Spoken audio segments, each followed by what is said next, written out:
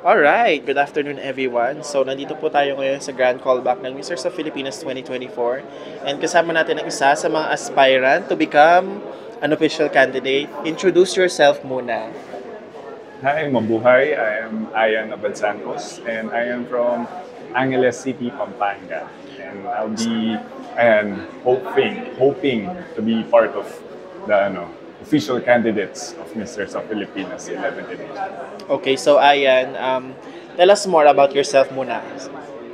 I am a cabin crew by profession and I won one of the titles of in Mr. Friendship International Philippines last year and hopefully ito yan sa Mr. sa Pilipinas naman. Okay, so obviously this is not your first national pageant. So how different is your preparation from last year? Preparation, yung preparation ko last year is sobrang short lang kasi ang bilis lang na nangyari. Pero this time, mas nakapag-prepare ako mentally. Physically, hindi pa masyado eh.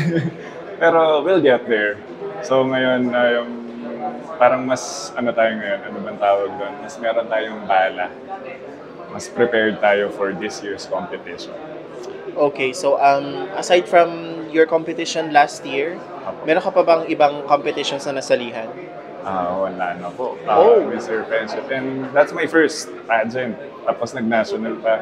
So, this is the second one. And hopefully, makakuha pa rin ng isa sa mga titles and be one of the kings of Mr. of Philippines.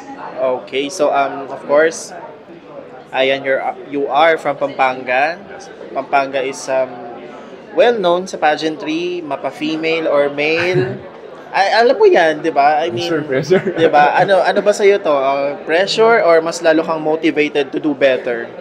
Actually, pag inisip natin siyang pressure, mas lalo tayong, that's on the negative part eh. Pero, I'll take it as a challenge na lang para at least hindi matayo pa rin natin ang bandera ng mga Kapampangan ng probinsya ng Pampanga. I'll make my fellow Kapampangans proud. Okay, so ikot lang muna tayo.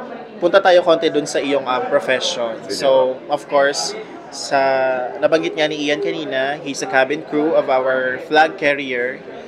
So, Ayan, what do you love most about your profession?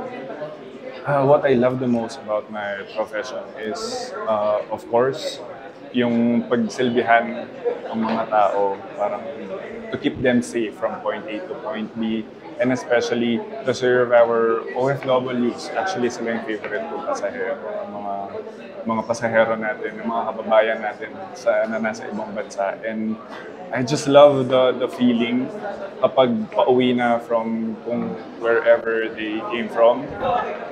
Pauwi sila ng Pilipinas and you can see the smile on their faces. It makes your heart happy and full. So yun yung best part of being a cabin crew. Okay, so Ayan, good luck. Yes. Hoping na mapabilang ka sa mga official candidate this year for Mr. sa Pilipinas. So once again guys, we have with us Ayan Abad Santos from Angeles City, Pampanga. Maraming salamat po, mabuhay.